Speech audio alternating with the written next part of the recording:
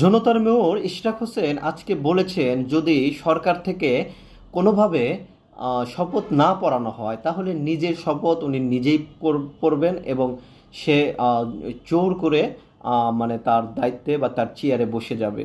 এবং উনি বলেছে, যদি আমি নিজের শপথ নিজে করি এবং যদি আমি এখানে আহ, আমার চেয়ার যদি আমি দখল করে নেই, এখানে কেউ কিছু করতে পারবে না। এই বিষয়টি আসলে কেমন হয়? ধরেন, ইঞ্জিনিয়ার ইশরাক হোসেন জোর জবরদস্তি একটা চেয়ারে বসলো এবং শপথ পড়ল না, তাহলে এই যে বিএনপি যে সংবিধানের কথা বলে, সেই সংবিধান অমান্য করা হবে না? তাহলে সংবিধান অমান্য যদি করা হয়, তাহলে বিএনপির বিরুদ্ধে গেল না? আমি মনে করি এটাই হবে। এবং আপনারা দেখেছেন, উনি বলেছে যে আমরা অনেক ধৈর্য ধরেছি, সরকার আমাকে শপথ পড়াচ্ছে না।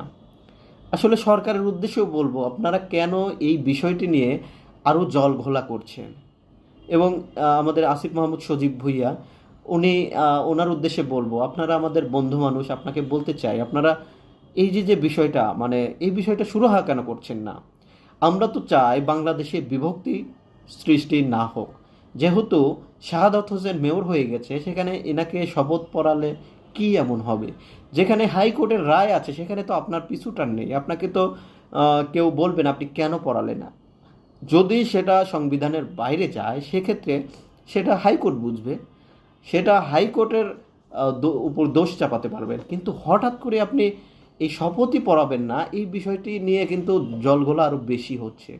এবং এনসিপির উচিত আসিফ মাহমুদ সজীব ভুঁইয়াকে বোঝানো, এবং ডক্টর ইউনূসেরও উচিত তাকে বোঝানো যে এইটা কিন্তু খুবই খারাপ হচ্ছে।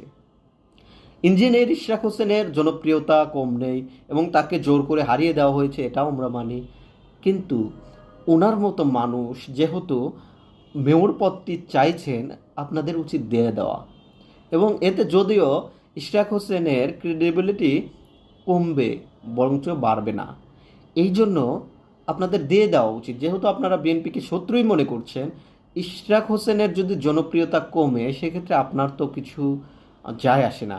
আপনি সর্বোচ্চ একটা প্রশাসক নিয়োগ করতে পারবেন, সেখানে হয়তো কিছু টাকা ইনকাম করতে পারবেন।